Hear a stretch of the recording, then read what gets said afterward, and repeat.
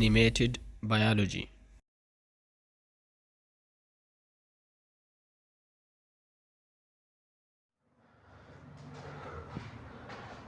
Bismillahirrahmanirrahim. Assalamu alaikum and welcome back to the new lecture. I am Aliyar and you are watching the channel Animated Biology with Ali. इससे पहले lecture में हमने basic terminologies of biostatistics किए थे और जो last terminology of बायोस्टैटिस्टिक रह गई थी वो डेटा है और वो है हमारा आज का टॉपिक। आज हम इस टॉपिक में पढ़ेंगे कि डेटा क्या है और उनके टाइप्स क्या है।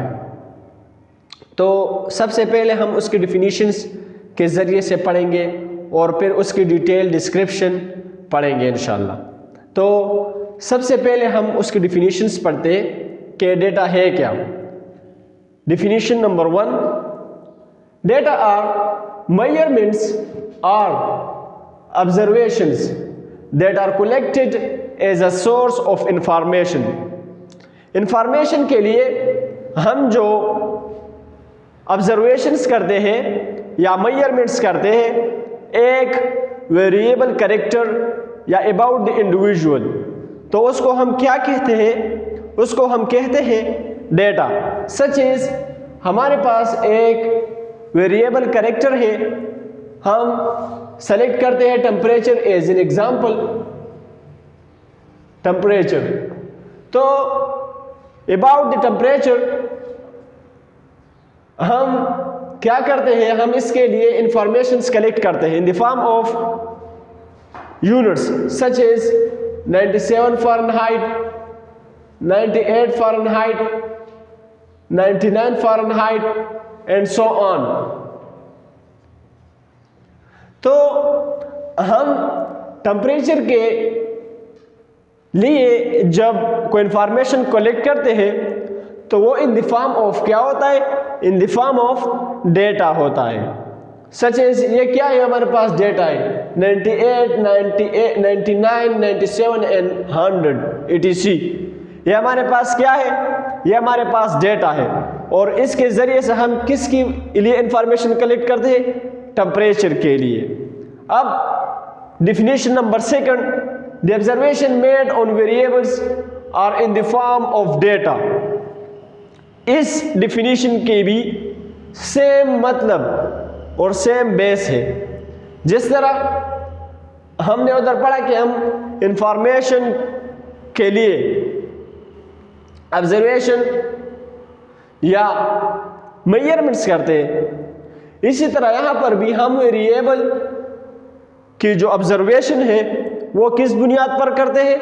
वो इस डेटा की बुनियाद पर करते हैं, वो इस यूनिट्स की बुनियाद पर करते हैं। तो इसको हम फिर क्या कहते हैं? इस यूनिट्स को हम इसको डेटा कहते हैं। The third one is data are pieces of information about an individual or characteristics. हम देखते हैं कि for example age of a person, age of individual in a population। हम देखते हैं कि एज एक वेरिएबल कैरेक्टर है और इसके लिए फिर हम क्या करते हैं? उसके लिए हम फिर रिप्रेजेंट करते हैं किस चीज को? ईयर्स etc को। 21 year, 22 year and so on. तो ये 21, 22, 23 एंड सो ऑन ये क्या है?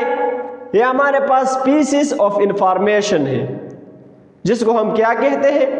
जिसको हम डेटा कहते हैं। सो हम सिंपल ये कह सकते हैं कि the representative form of variables is called data. ये क्या है? ये एक वेरिएबल है और ये किस चीज से रिप्रेजेंट होता है? इस डेटा से रिप्रेजेंट होता है। तो हम सिंपली कह सकते हैं कि क्या है? The representative form of variable इस क्या? डेटा है। अब हम इसकी जो इंपॉर्टेंस है वो पढ़ते हैं कि इसका इंपॉर्टेंस क्या है, सिग्निफिकेंस क्या है। तो data is the base of all operations in statistic. Data क्या है? ये डेटा हमारे पास बेस है for all the statistical operations. इसका मतलब क्या हुआ, हमारे पास अगर डेटा ना हो तो हम एनालिसिस किस बुनियाद पर किस चीज़ का करेंगे, और अगर हम एनालिसिस नहीं कर सकते तो इट्स मीन्स कि हम फाइंडिंग तक नहीं पहुंच सकते। तो क्या हुआ, हमारे पास स्टैटिस्टिकल प्रोसीजर के लिए किस चीज़ की ज़रूरत होगी, डेटा की। Data is the base for all statistical operations. अब उसकी इंपॉर्टेंस के बाद, सिग्निफिकेंस के बाद हम आते हैं the types of the data. Broadly, there are two types of data. The first one is quantitative data and the second one is qualitative data. Quantitative data को हम numerical data भी कह सकते हैं, and the qualitative data is also known as categorical data. अब हम briefly पढ़ेंगे one by one कि क्वांटिटेटिव डेटा क्या है और उसकी टाइप्स क्या है, एंड देन क्वालिटेटिव डेटा और उसकी types. So first of all quantitative data which is also known as the numerical data.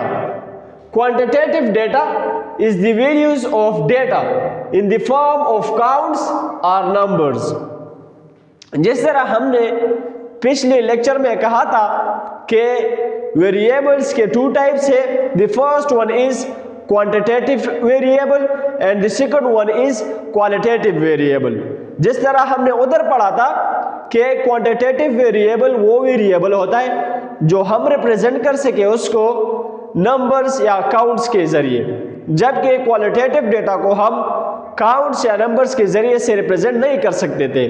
यहाँ पर भी सेम चीज़ है कि क्वांटिटेटिव डेटा वो डेटा है जो नंबर्स या काउंट्स के जरिए से रिप्रेजेंट हो सके, such as the number of students. तो ये क्या हुआ, नंबर हम रिप्रेजेंट कर सकते हैं ना, 1 2 3 स्टूडेंट्स, 4 स्टूडेंट्स, 5 स्टूडेंट्स etc। तो इधर हमारे पास इस डेटा को फिर, इस नंबरिंग, इस काउंट को फिर रिसर्चर्स किस लिए यूज करते हैं, फॉर द स्टैटिस्टिकल ऑपरेशंस के लिए। Now there are also two types of quantitative data. The first one is discrete data and the second one is continuous data. Discrete data is a type of quantitative data that consists of counting numbers only. हमारे पास जो discrete data है तो वो सिर्फ और सिर्फ count value को लेता है, जबकि हमारे पास जो continuous data है is a type of data that can takes only measured value। जबकि हमारे पास जो कंटिन्यूस डेटा है तो वो किस चीज को लेता है, वो measured वैल्यू को लेता है। अब counting values and measured values में क्या फर्क है, काउंटिंग वैल्यूज में हमारे पास कोई यूनिट रिक्वायर्ड नहीं होता, जबकि हमारे पास जो measured वैल्यू होता है तो उसमें हमारे पास यूनिट रिक्वायर्ड होता है। सच एज एग्जाम्पल के तौर पर हम कह सकते हैं कि 1 student, 2 student, 3 student, 4 student etc। तो हमारे पास इधर कोई यूनिट्स रिक्वायर्ड नहीं है, such as 1 day, 2 day, 3 day, 4 day etc। जबकि हमारे पास जो कंटिन्यूस वैल्यू होता है तो उसमें हमारे पास क्या रिक्वायर्ड होता है, उसमें हमारे पास रिक्वायर्ड होता है यूनिट।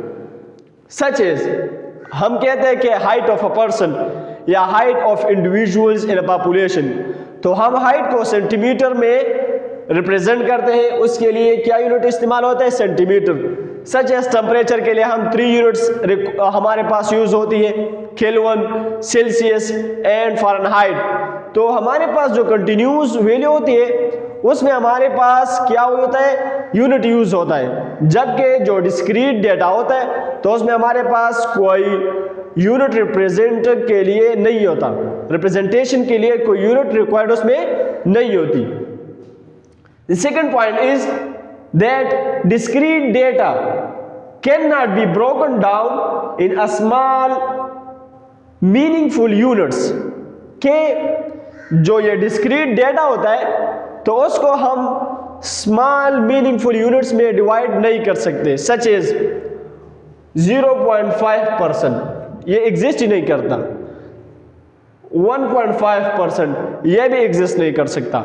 मतलब ये कि ये जो डिस्क्रीट वैल्यू होती है, डिस्क्रीट डेटा होता है, तो it can not be broken down into small meaningful units, whereas the continuous data can be broken down into small meaningful units.